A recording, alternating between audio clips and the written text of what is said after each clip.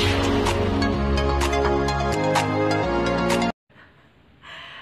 guys, welcome back. Kembali lagi dengan aku Roma di Cerita Roma. Yeay! Di video kali ini sesuai dengan janji aku yang kemarin tentang pembuatan alis, kan aku buat polling di media sosial, di sosmed aku, cara gimana aku buat alis. Aku pikir tadinya itu nggak banyak respon dari teman-teman, dan awalnya aku mikir kalaupun nanti hanya satu orang yang polling pilih ada dong gitu, aku akan tetap buat karena itu satu itu udah banyak banget buat aku. Jadi bakal aku tetap buat rencananya aku, dan puji Tuhan ya ternyata lebih dari satu. Lebih dari satu. Terima kasih buat terima kasih buat apresiasinya teman-teman, dan inilah videonya aku rilis gimana caranya aku buat alis. Tadang, seperti ini. Jangan lupa aku minta tolong subscribe dulu channel YouTube aku dan like video ini dan komen kalau kalian punya kritik dan saran buat aku. Terima kasih guys. Oke, now let's do it.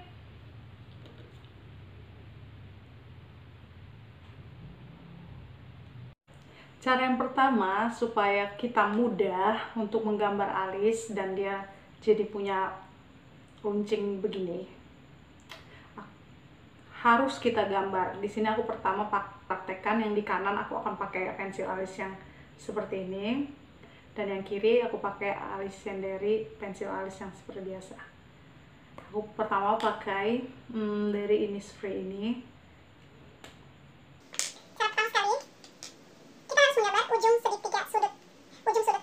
Seperti ini, aku akan gambarkan di sini. Pastikan mengikuti arah alis kalian. Kalian harus buat sudut seperti ini di ujung alis supaya dia pada saat akhir nanti punya ujung yang bagus. Setelah membuat alis seperti ini, lalu kalian bingkai perlahan-lahan, jangan sekaligus di garis semua, tapi perlahan-lahan seperti ini, sehingga menyatukan dengan ujung garis di sini. Lalu di bawahnya kita buat bingkai lagi.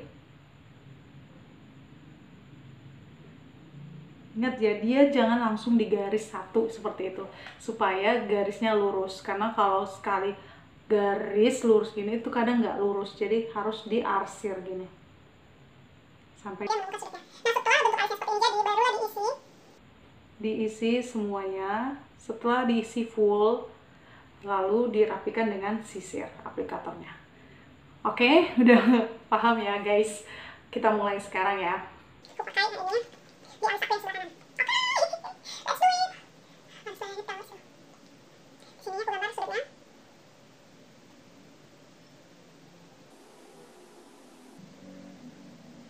Ini sudutnya udah aku gambar ya.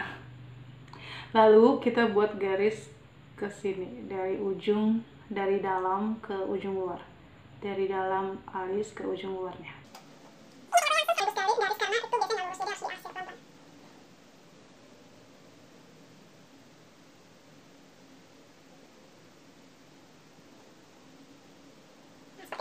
Lalu di garis paling bawahnya juga.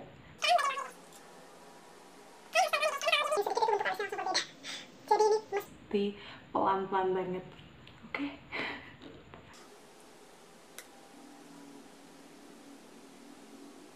Nah, sudah terbentuk garis seperti ini. Langkah selanjutnya adalah kita memenuhi setiap ruang yang kosong yang sudah kita bingkai ini. Nah, jika sudah, kita akan garis. Salah.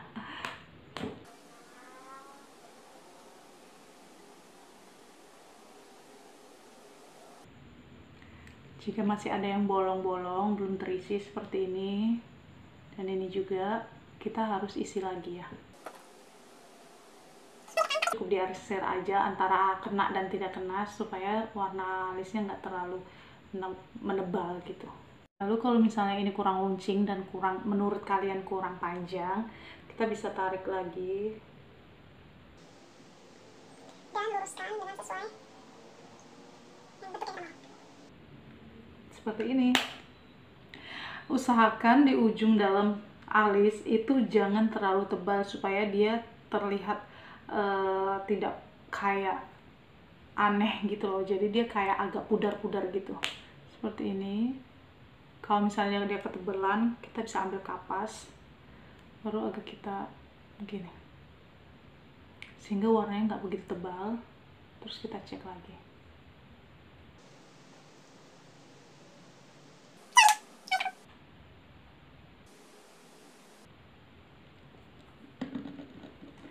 Gini cara aku buat alis.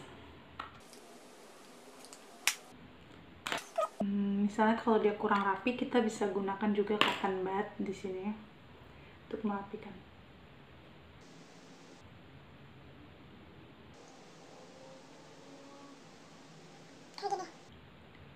Jadi cotton bud ini juga bisa membantu kita untuk membuat merangkai alis. Kalau misalnya ada kelebihan, kita bisa rapikan dengan cotton bud seperti ini. Di garis-garis pinggirnya, kalau runcing kita bisa hapus seperti ini. Gitu. Oke, selanjutnya aku pakai pensil alis dari Wardah yang ini. Terus ini ada aplikatornya untuk sikatnya, bisa kan.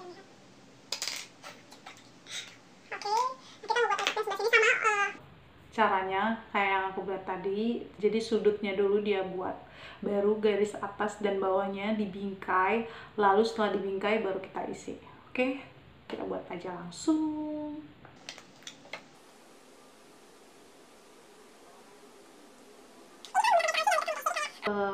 Supaya dia jangan terlalu hitam banget gitu, jadi dia kayak agak sedikit diarsir-arsir gitu, jadi kayak nggak nempel gitu. Oke.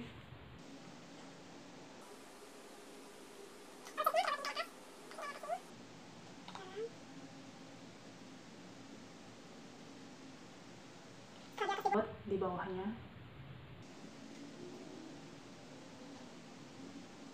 Setelah di atas dan di bawah sudah, sudutnya juga sudah, kita arsir ke dalam, atau bisa juga langsung disisir.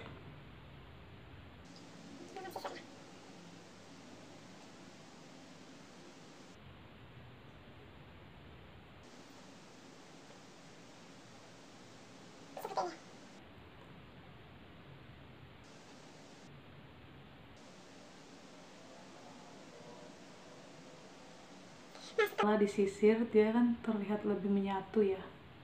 Kalau ada yang masih bolong-bolong, bisa diisi lagi kayak gini. Ini masih bolong nih.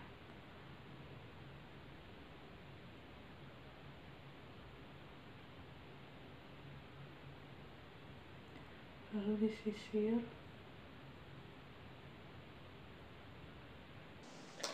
Kalau masih ada yang belum rata, bisa kita pakaikan yang tadi.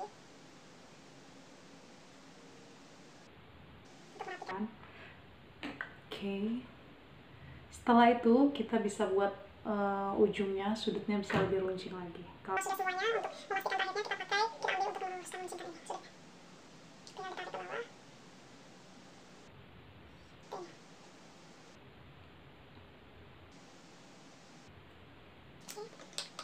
Gunakan cotton bud yang tadi.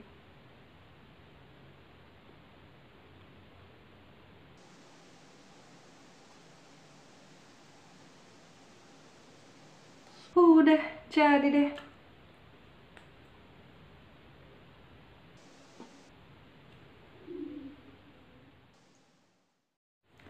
Udah deh, jadi alisan aku. Kalau aku sih lebih sukanya pakai Wardah. Dia juga bisa lebih dikontrol gitu. Nah, tipsnya kalau misalnya kalian udah buat bingkai ini, sebaiknya kalian sisir aja dulu untuk alis kalian. Jika misalnya masih ada yang bolong-bolong, baru kalian isi lagi, jangan langsung diarsir. Tadi aku kasih taunya di awal langsung diarsir kan, tapi ternyata dia lebih hitam, jadinya seperti ini. untuk mengatasi supaya jangan lebih hitam, kalian jangan langsung asir, tapi harus dirapikan dengan aplikatornya, sisirnya seperti ini. Dan pilih pensil alis yang nggak kayak krayon gitu loh, yang lembek. Kalau kita nulis tuh kayak lengket gitu, jangan pilih yang seperti itu, tapi pilih pensil alis yang agak keras.